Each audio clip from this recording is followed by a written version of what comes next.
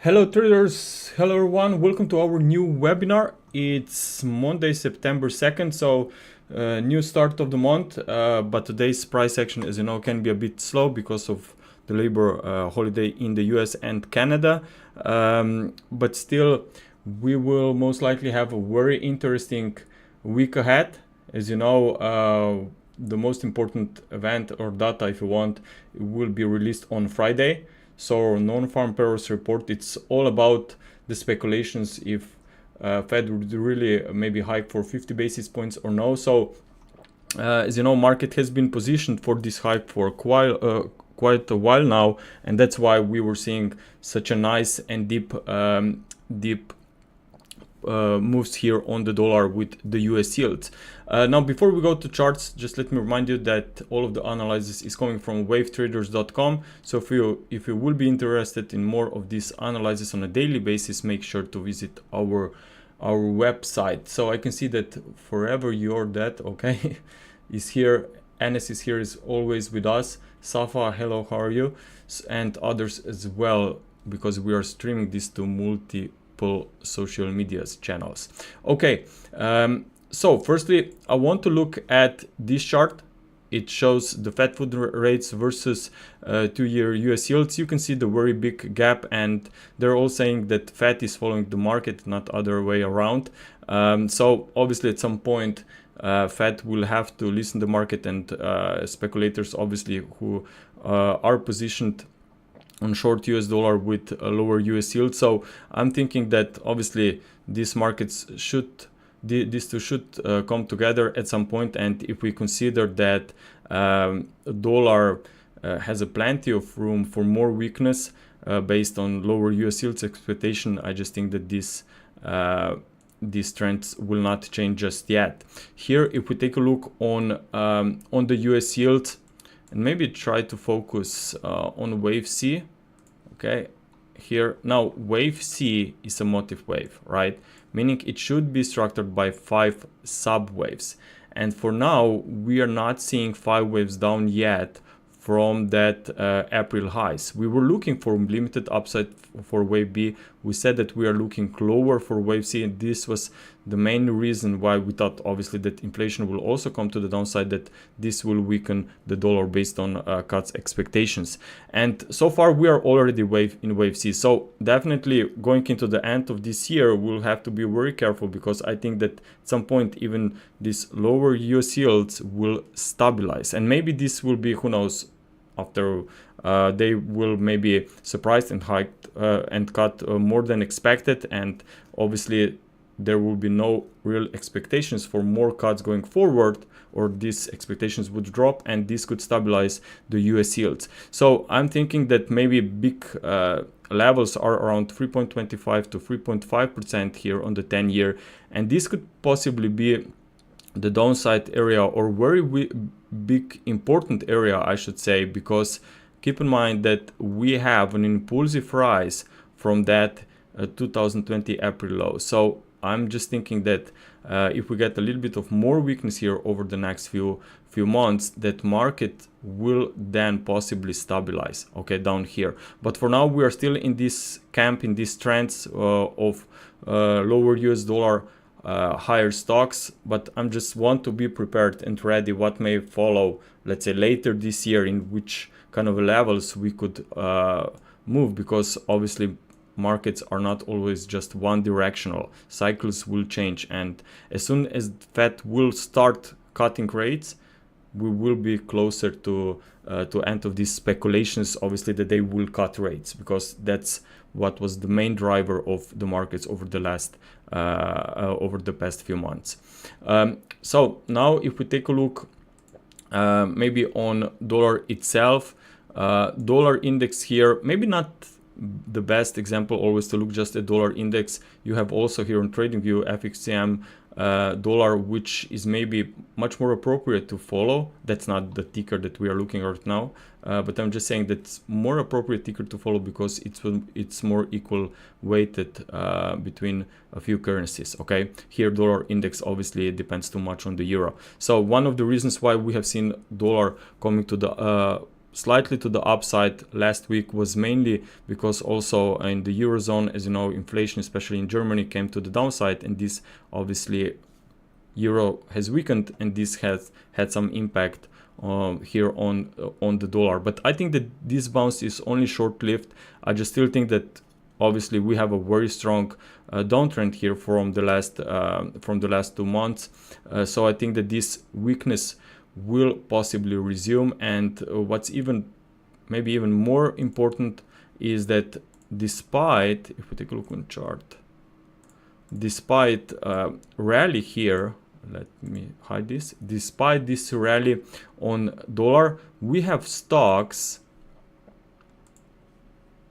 okay, that's by the way the S&P 500, we have this one doing quite well. So you can see that despite higher dollar, stocks are just consolidating. We have even seen some nice bullish reaction on Friday, okay, after some sideways price action at the start of the session. And I still think that more risk on clearly is coming here, maybe even back to these all-time highs, and then we will see what happens. But if we consider that stocks are doing quite well already now, and possibly dollar is running into some resistance, I think that any kind of a sell-off on dollar would make this push even more interesting here on the S&P 500. Also, let's not forget that nvidia is also beat the earnings expectations last week, but still we have seen some pullback, but I think that looks like a very nice healthy pullbacks in nvidia that we will also take a look a little bit later.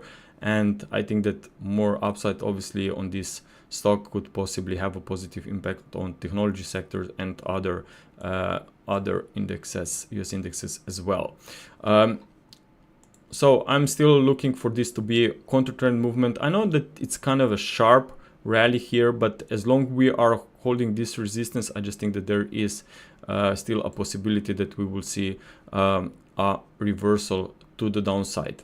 Looking on the other side of the coin, obviously, or direction, we are looking euro dollar, which is still well above 1.10. So as I said, we have seen a pretty deep pullback here, but as long as we are above 1.10, still this can be seen as a correction, and that we could see a move to the upside. If 1.10 will be broken, especially let's say on a daily close basis, then I'm afraid that something else is going on here, and that even a rise from that October 2023 lows could be seen as a wave B, and much more complex, tricky correction could take place. But for now, that's still too far away, because obviously we are holding these levels for now. So, but if we maybe take a look here on a bigger scale, like we did last time, still I think that that was a pretty nice aggressive move to the upside here. That was an impulse, meaning that this is a counter trend movement. And sometimes when you have complex corrections like this one, of course, it can be very tricky to predict when the breakout will happen. But certainly if we, let's say, hold 1.10 and we start moving beyond 1.12, which was the recent swing high, I just think that much more upside will immediately show up here. Okay. Also, let me check just my notes here. Also, if you take a look on Aussie, commodity currencies in general, they are doing quite well. Here we have Aussie showing us now potential triangle in the making, but notice that even if I'm looking this to be a wave D, like a sharp leg within this triangle pattern, well, this tells me that the market is definitely more headed towards it likes more bulls than bears, okay, because it was a very strong and very sharp reaction from that new low here. Okay, so as you know, back then even stocks collapsed. It was a pullback on the S&P 500 for 10% or so, but very quickly the market stabilized. So I'm quite certain that market will most likely continue even higher. And what I also like so far about Aussie, even if I think that this is a triangle, if you look maybe at smaller time frames and have a different interpretation, you can actually count this lag from that low as an impulse. Okay, and that's even more significant and important because impulsive structures shows direction of a trend. So after a pullback, we would expect more upside. So let me show you this on the 4-hour time frame here. Okay, so here is, I'm looking this as a very sharp ABC rally because of that triangle, but I definitely realize that this can very easily be counted also as an impulse. Okay, but that's also fine because this interpretation suggests that we will see more upside after the next 3 waves of a retracement, which can either be wave E, maybe even wave 2. But in either case, we have a pretty strong recovery from that low. So if we get any kind of a deeper correction thing here, I just think that there will be opportunity to join this trend, and that Aussie will still do well. Now we have also we had I think last week, let me just check, I think it was just a second to open the Forex Factory here, the calendar. So last week on August, on Wednesday, inflation from Australia, it was reported 3.5, slightly higher than expected 3.4, but still down from 3.8, which was the previous reading. So we'll see if maybe this, when I think it's this Thursday, this Thursday, on Wednesday we have the Aussie GDP, and also I think that we have some speeches from the RBI as well. So if they will try to be maybe a bit more dovish, this could certainly trigger maybe some deeper pullback here after this latest inflation data, can definitely maybe cause some deeper pullback on the Aussie. But if we see pullback on these Aussie pairs, I would leave this one versus US dollar on the sideline. I would most likely try to focus on Aussie versus New Zealand dollar. I still think that this one has a pretty nice, good looking wave structure, as we already discussed last time. We were looking for this breakdown from that bear flag, and so far we have already seen a break to a new swing low. Now maybe some short-term stabilization, but overall, if you just zoom out a little bit, you can clearly see that that rise from December of 2022 lows to this high was in 3 waves. So I'm thinking that at least we could continue to the downside towards the lower side of this very big range. As long as we are below that 61.8%, I just think that maybe expecting more downside on this pair would make sense, especially if, as I said, if maybe this one will turn to the downside. I would not be looking for any kind of shorts on Aussie, obviously, but I would try to find the pair that has the best clear wave structure. And this, so far, I think it's turning around very, very nicely. Now let's take a look also on dollar CAD. As you know, dollar CAD has seen a retest of this that was 2022 October highs, and so far, as you can see, we have seen a very nice and very strong breakdown below this trend line. So I'm looking for more weakness, even if that would be just short term towards the lower side of this triangle. Well, if you look at the 4-hour time frame, you can actually see that this looks like an impulse. Could be wave A that belongs to a hard degree triangle or something, but definitely the important is that this drop is a very strong one and extended, especially from 1.3750. Okay, so from there we can count 5 subwaves down. Now we have some rally right into this first resistance here around 1.3515. You also have the 50 period moving average here on the 4-hour time frame.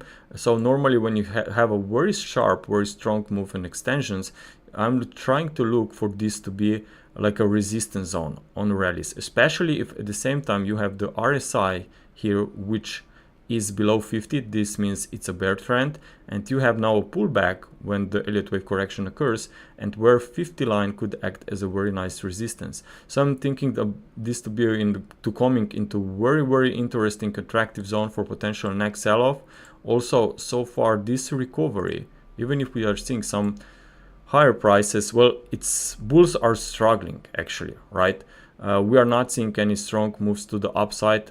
It's definitely nothing compared to this previous sharp decline. So I'm definitely in the camp that where dollar CAD could potentially even be headed back towards this what I marked is a start of levels from start of the year. Actually quite interesting zone down here.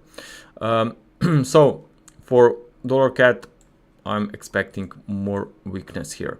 Now looking at dollar yen, as you know, we've been calling for dollar yen reversal. We're looking for this ending diagonal.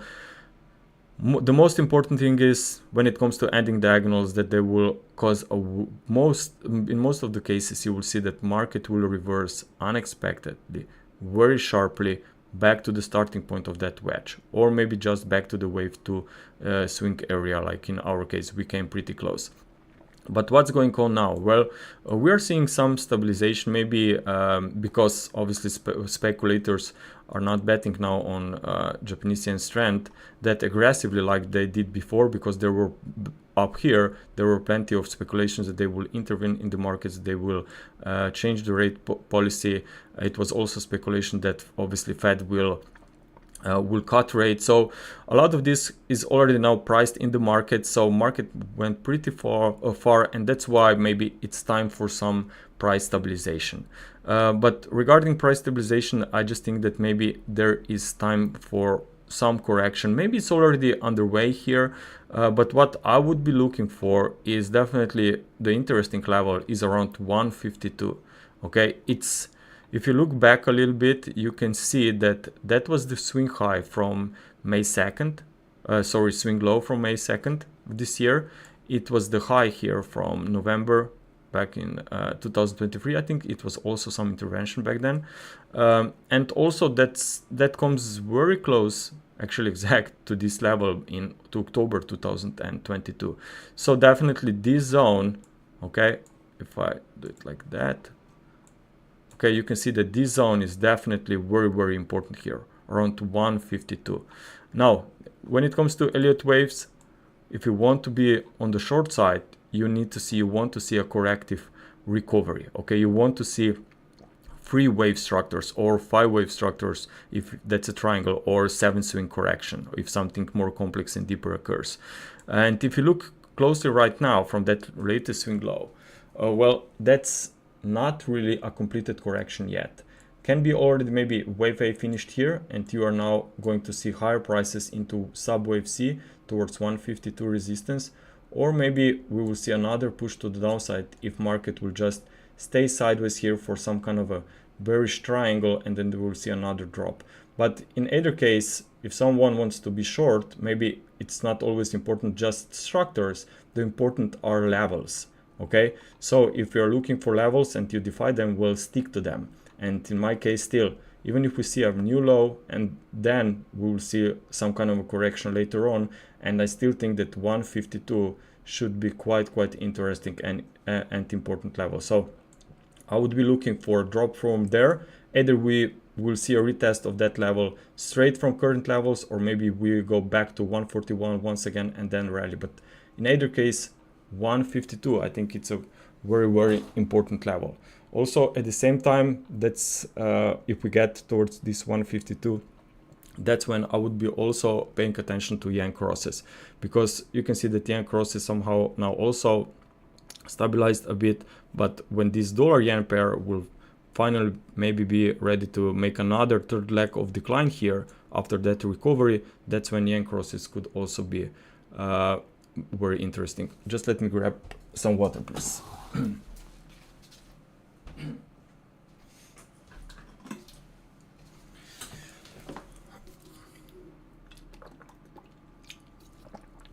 Okay, so that's for dollar yen. Let me check my notes here.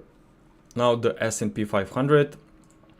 So we talked about S&P 500 last time. We said that we are going to look for more upside after a correction. Well, we have seen some dip, and it was a very nice one. It was in 3 waves. We stabilized close to this lower trend line support of this base channel.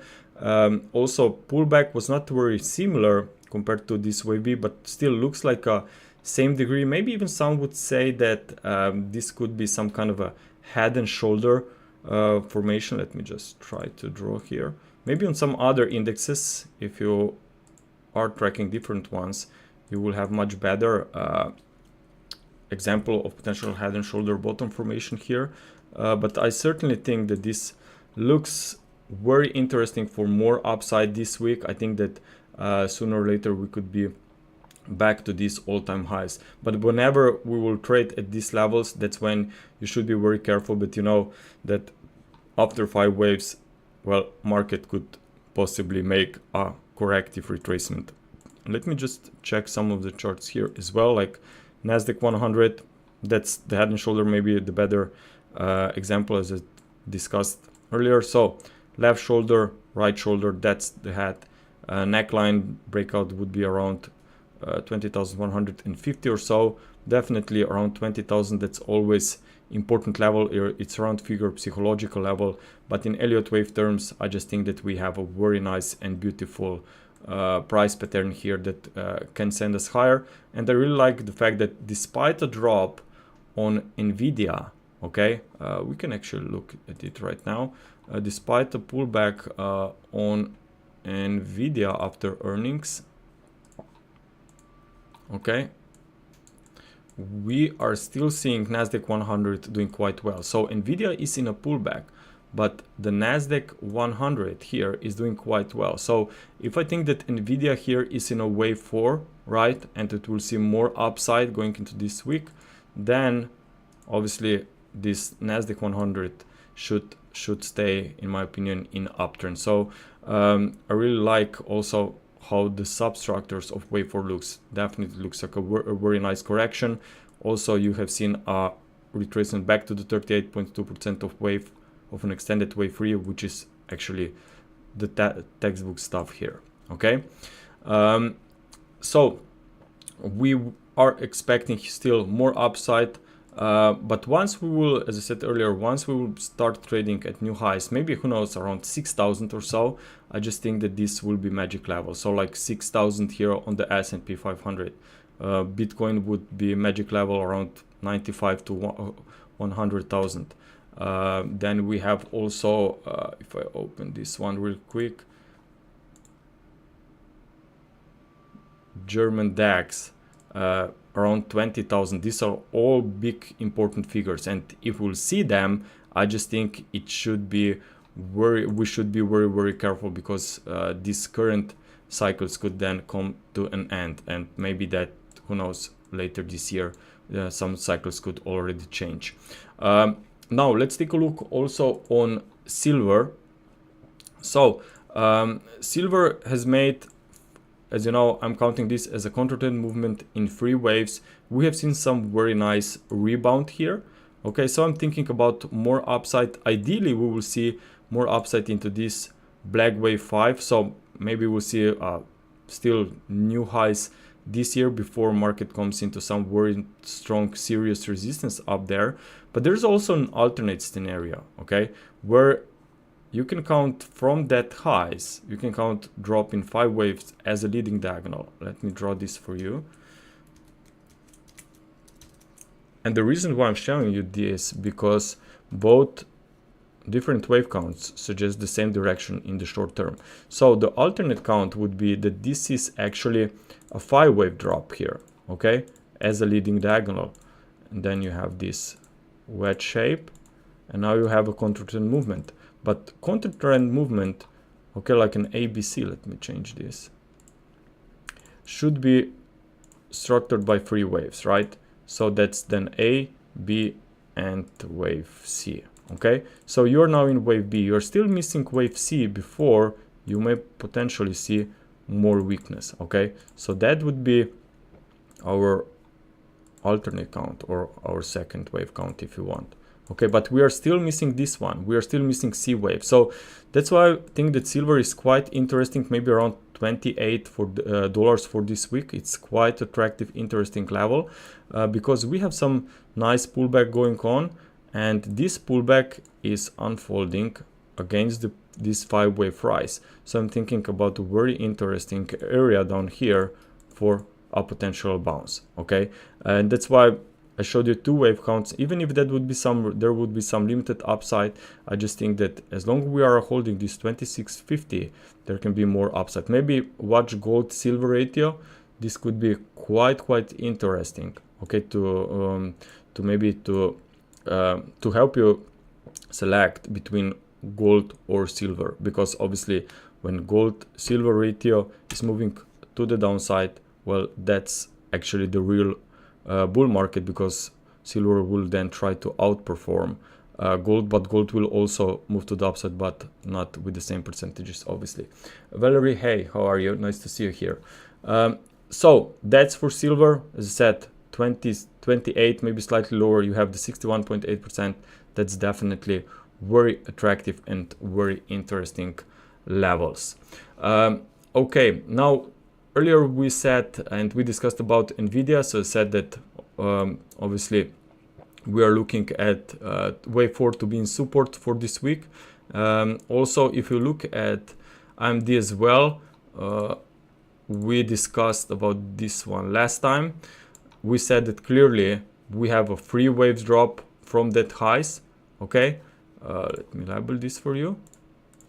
So we've been looking and calling for that drop into wave C. This is unfolded perfectly.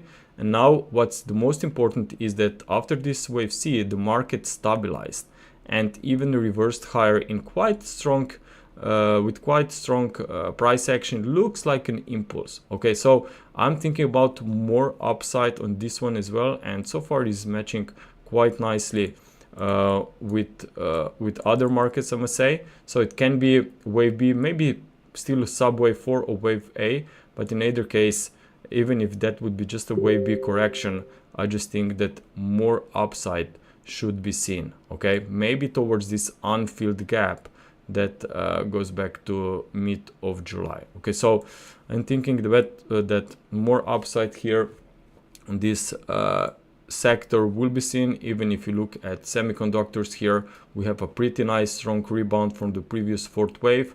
Again, even if that would be just a temporary rally in 3 waves, you still need more upside. It's still an incomplete structure. You don't need to see new highs trying to make some money on the long side. Okay, I just still think that there is some room left till we possibly cover this unfilled gap here. And now when we have this in back of our minds, obviously we can look at cryptocurrencies.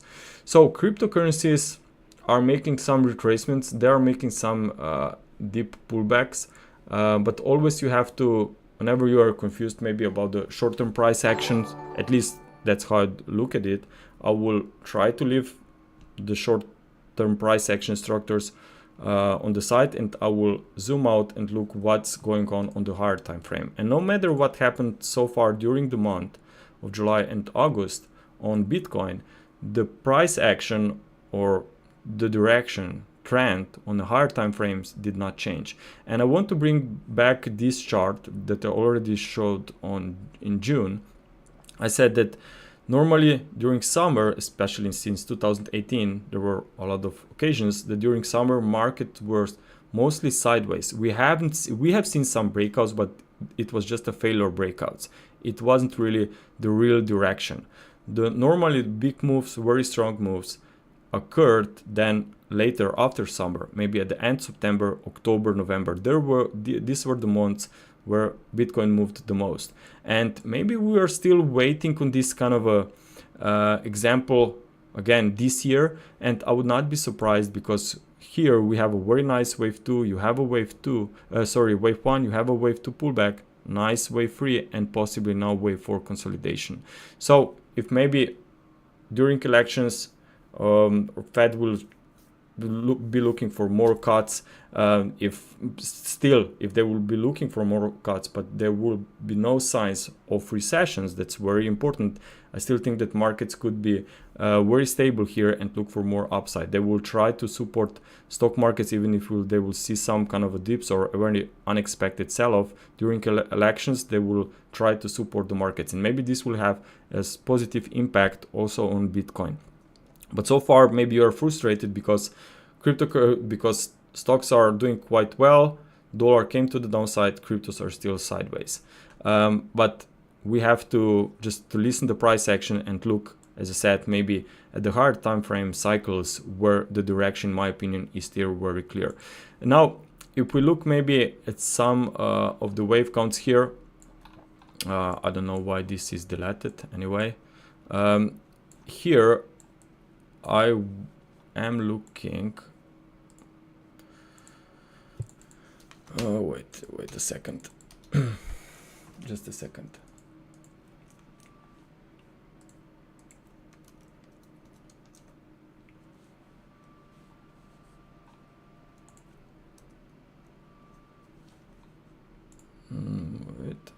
Okay, I have it. Okay, it's here.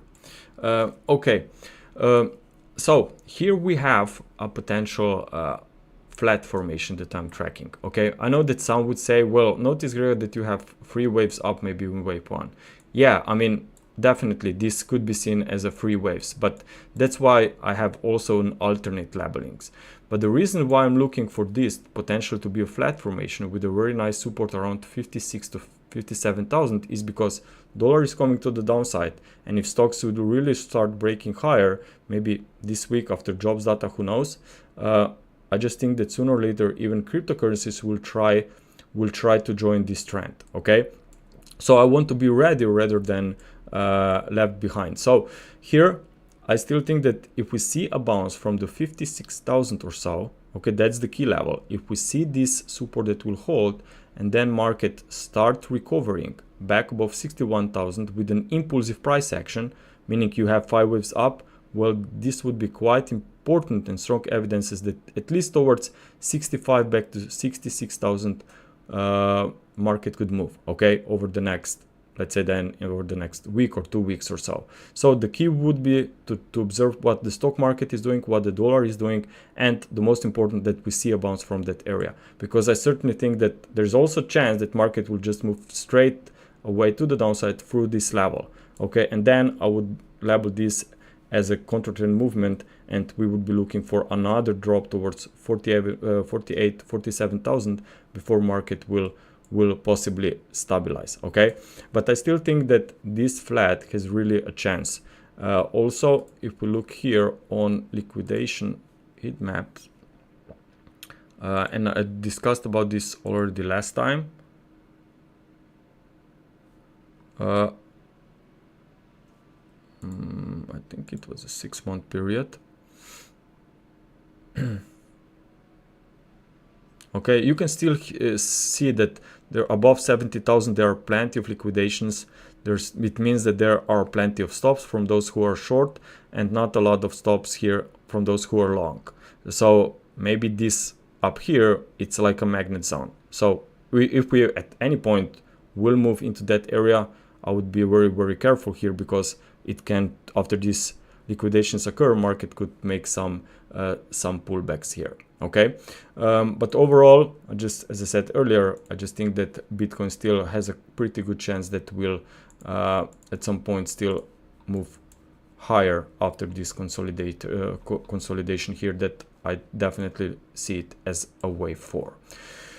Okay, traders, that's it from today. I hope that you enjoyed this this presentation. If you have any kind of questions, anything, you know where you can find me. You can find me on Twitter. You can either also join us on Telegram group as well, or you can just simply visit us at wavetraders.com. We have trial as well available for new members if you want to test it out for 7 days. Traders, be safe out there, and talk to you soon. Have a good day.